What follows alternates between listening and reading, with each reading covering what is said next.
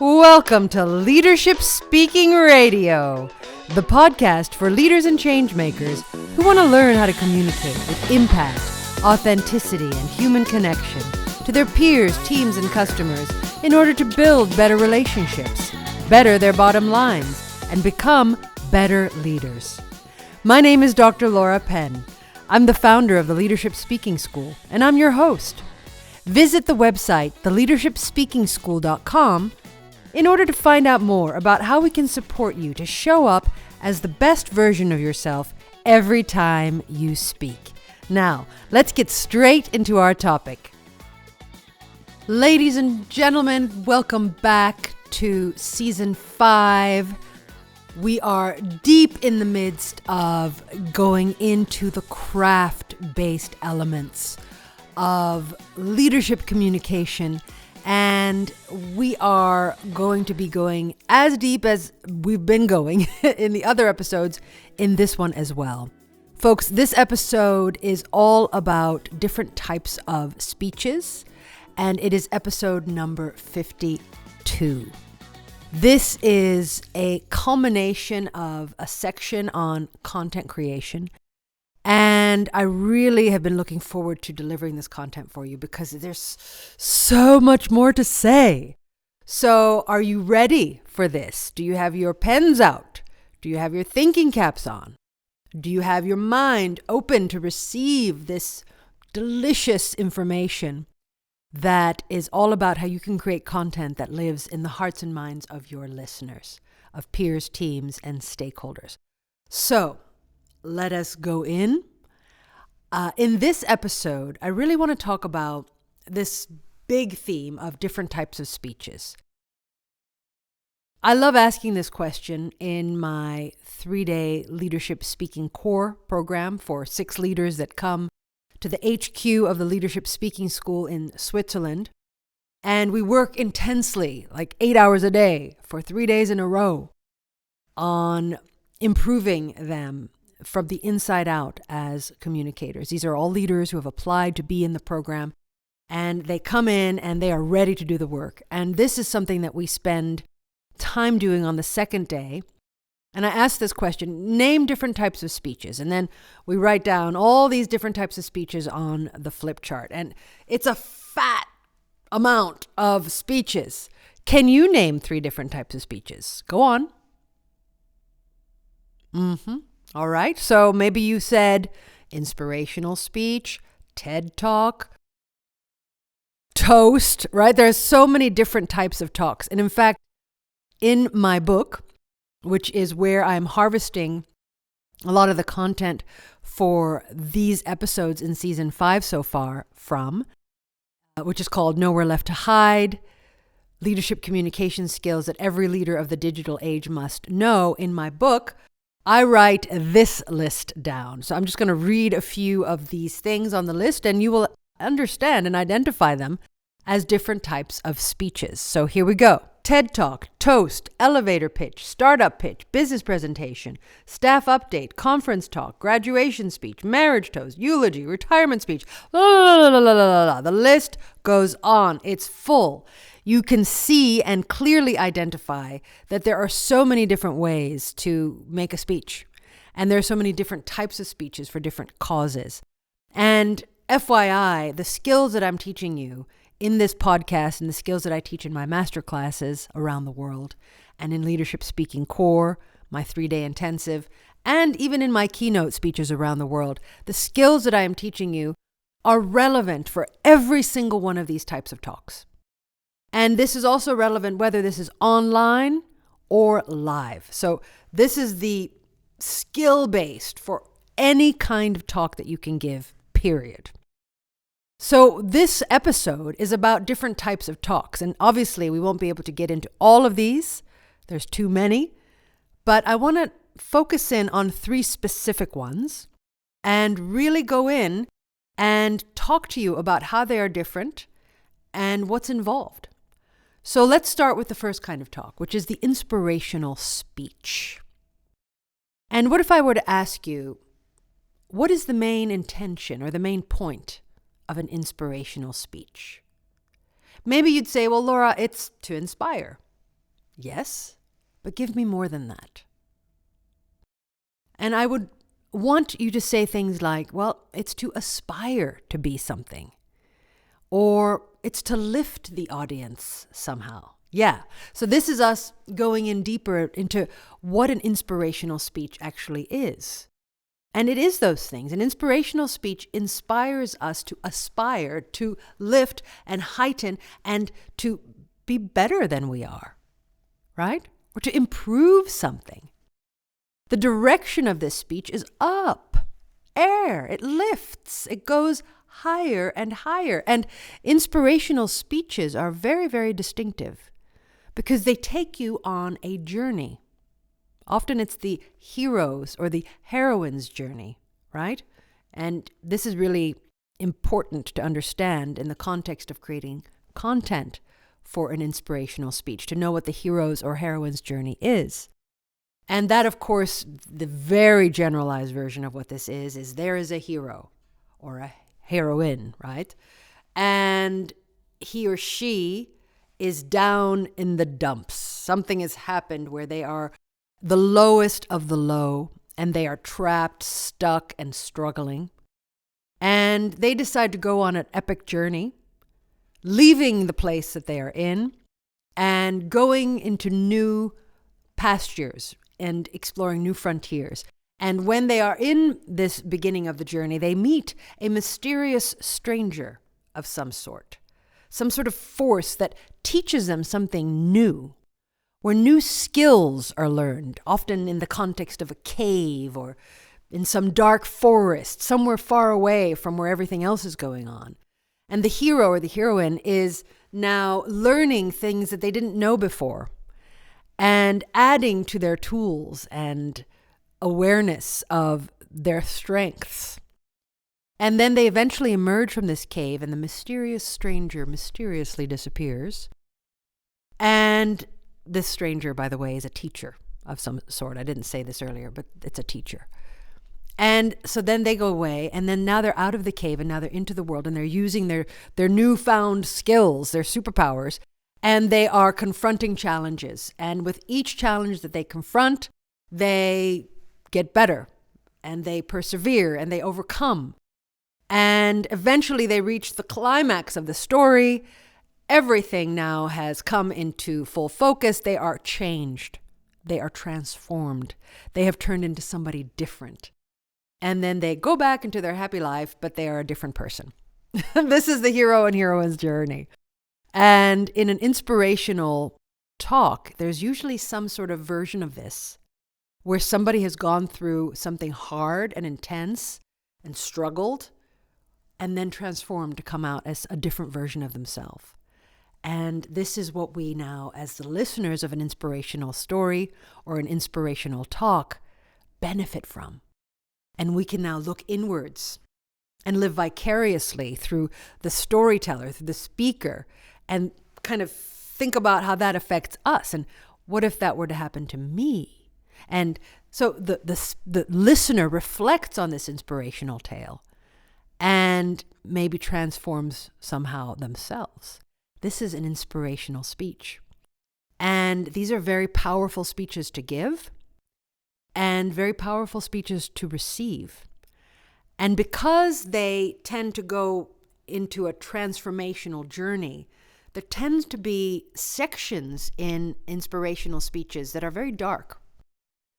And speakers who are not that fluid in the craft of speaking, or who are beginners or amateurs somehow, will make a very key mistake most of the time when they go into this dark part of their story, which we can also call a dip. They will dip down and go into the weeds and really suffer somehow, and they will make the mistake of staying in the dip too long. So if you are telling an inspirational story, you have a very important job to do, which is you need to keep your audience feeling safe. And you can't keep them feeling safe if you are spending too much time in that dip. And if your audience is now wallowing with you in the pain, the torture, and the torment of that thing in your story that transforms you, So you have to dip with care, in other words. Very important note. I was in the audience of a talk a couple of weeks ago where the woman who gave the talk went way too dark. And she spent way too much time in this horror place. And I was looking around and I saw people adjusting in their seats and clearing their throats and really just trying to manage their own emotional state, which was being,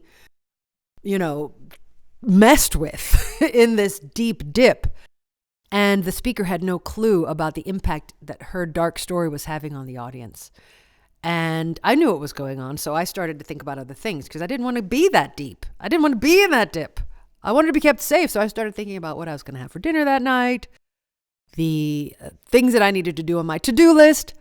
I had to kind of numb and check out because she kept the audience in the dip too long.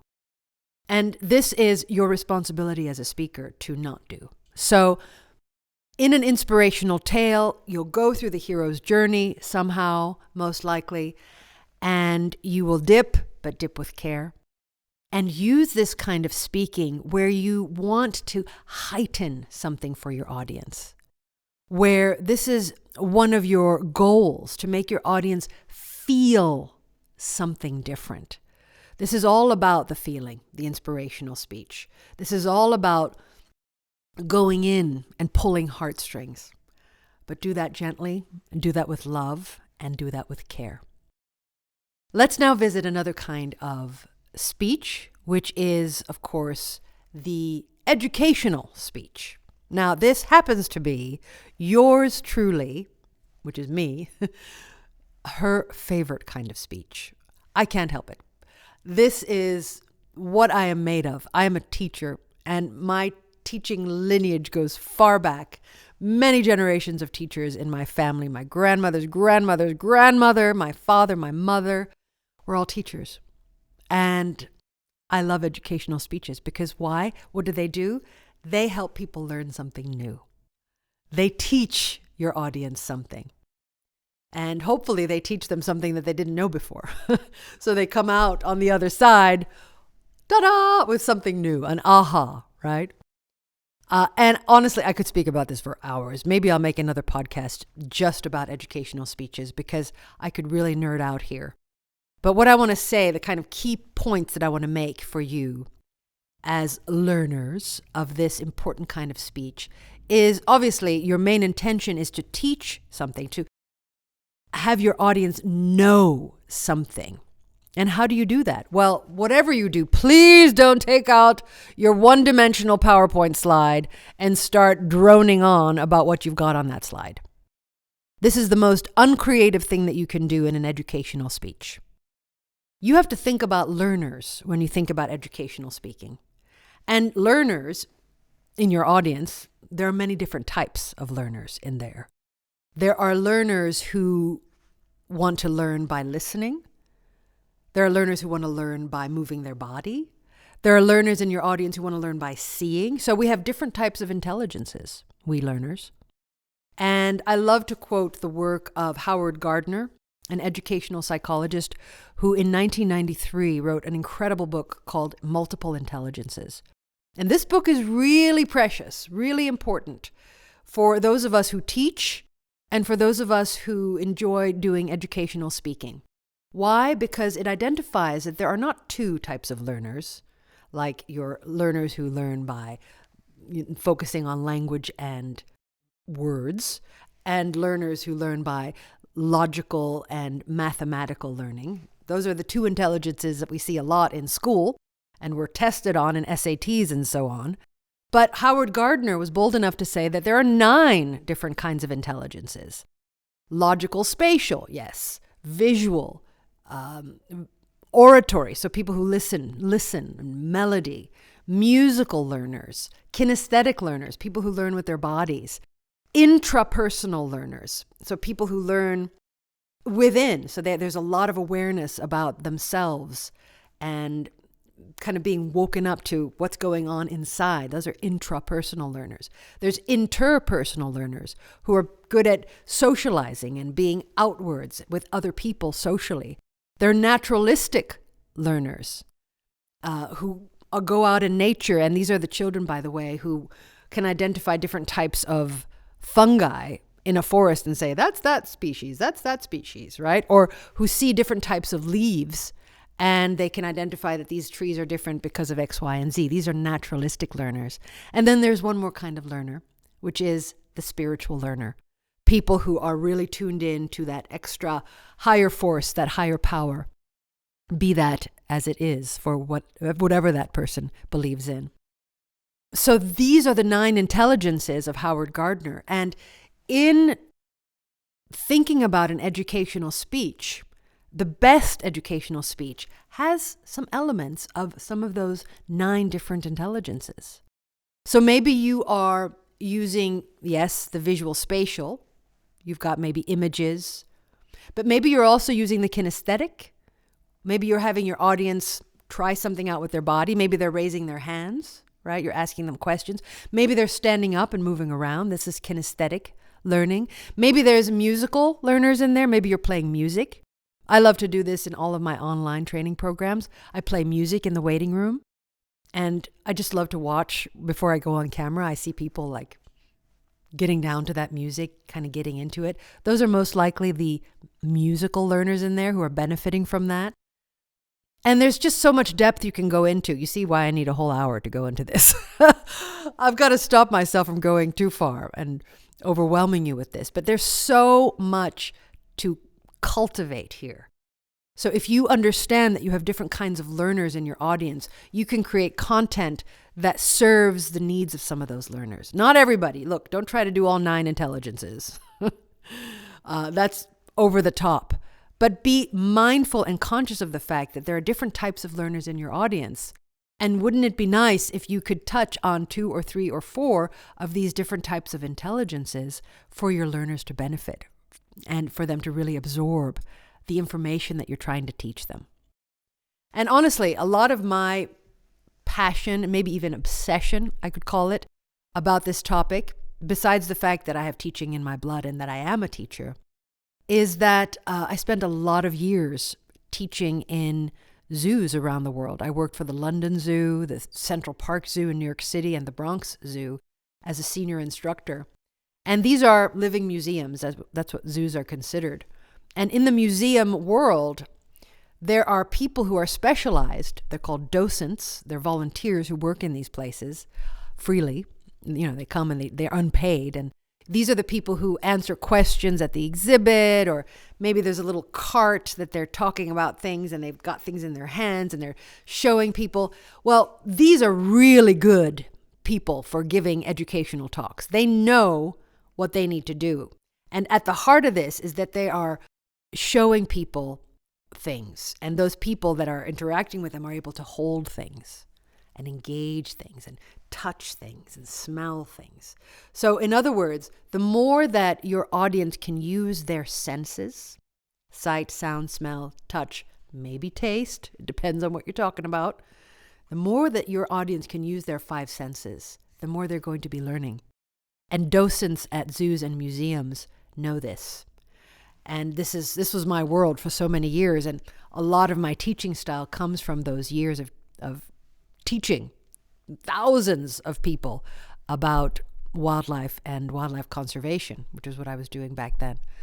But suffice it to say that docents have a lot to teach us about how we can engage with audiences by having audiences handle things, touch things. So if there's anything in your line of work that is a prop or some sort of an actual artifact that you can hand out and let people touch in the audience and explore and take their time with, more power to you. That's a really important educational asset for an educational talk. I will stop myself here. I could go on, but I won't. I think that's enough for now about educational speeches. You understand there's a lot in there.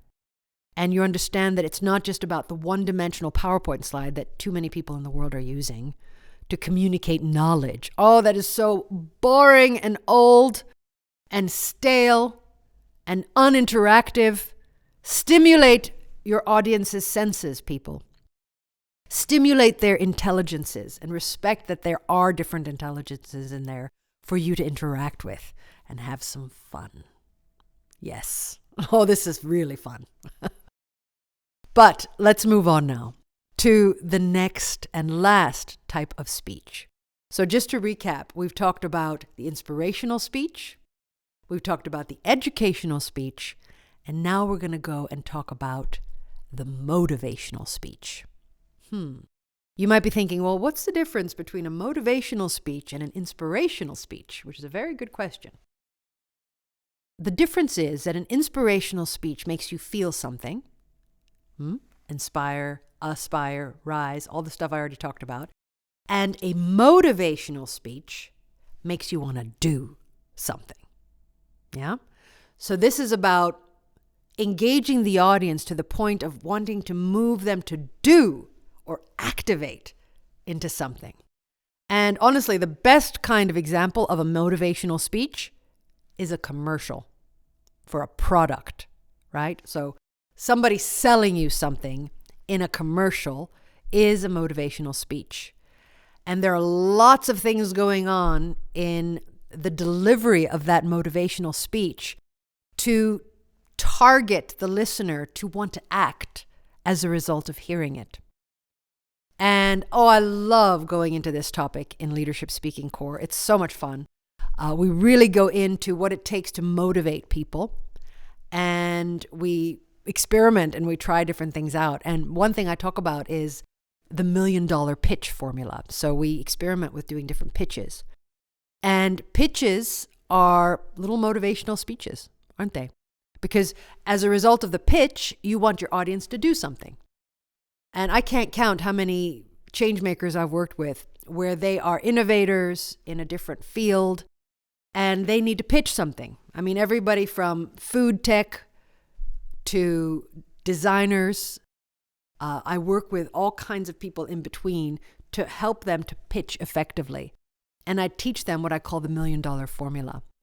And this formula is really powerful. It's very simple, but it's very powerful. And that's what makes it so strong.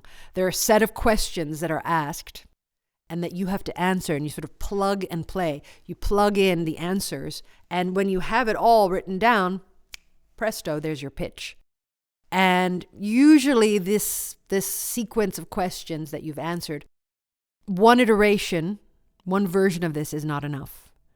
Most of the innovators that I work with who create these types of pitches have done maybe 5 or 6 or even 7 different versions of their pitches.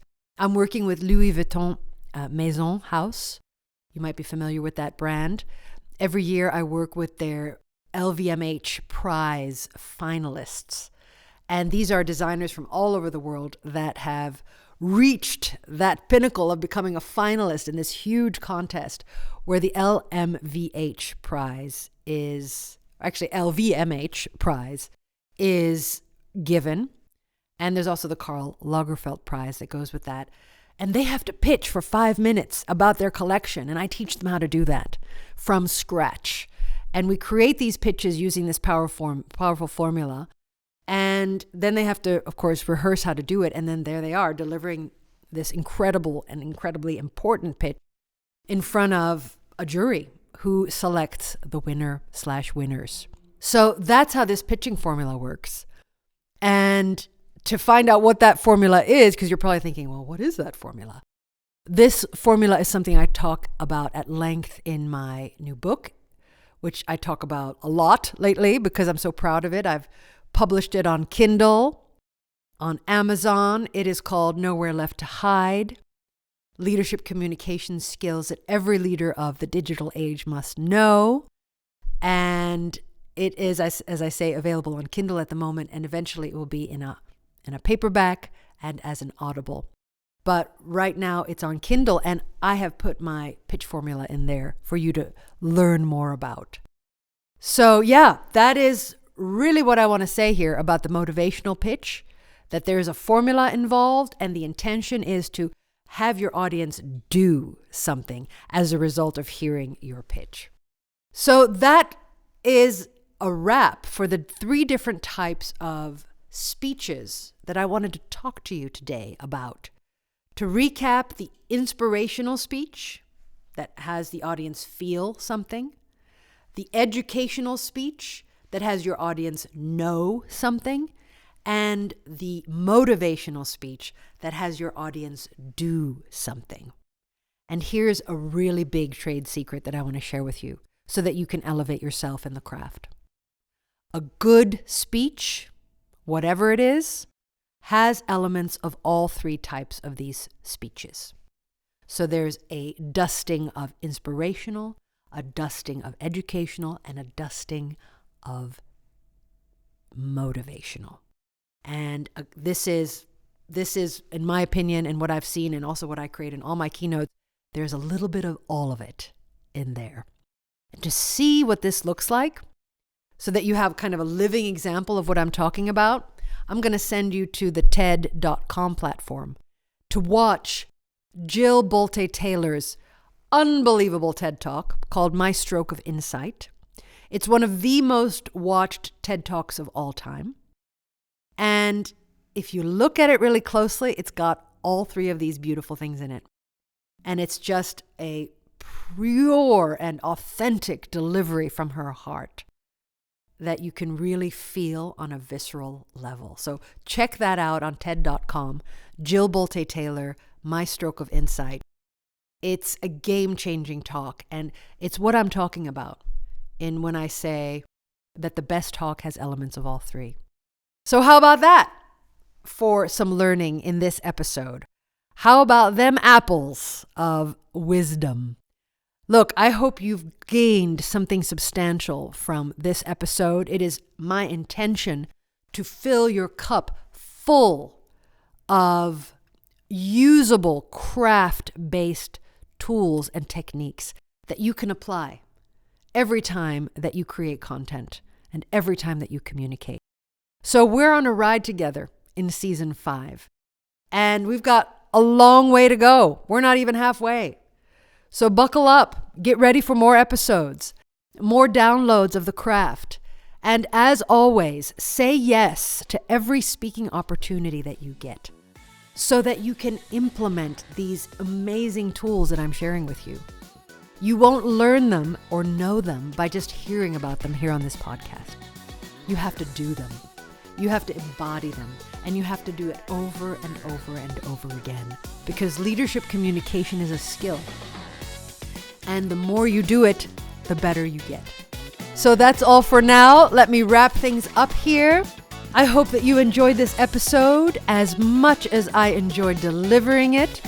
Subscribe now to the Leadership Speaking Radio podcast to be sure not to miss any episodes. And don't forget to visit the Leadership Speaking School's website at www.theleadershipspeakingschool.com to find out more about how we can support you to show up as the best version of yourself every time that you communicate with your peers, teams, and customers. So that's all for now. I'll see you next time. Thanks for listening.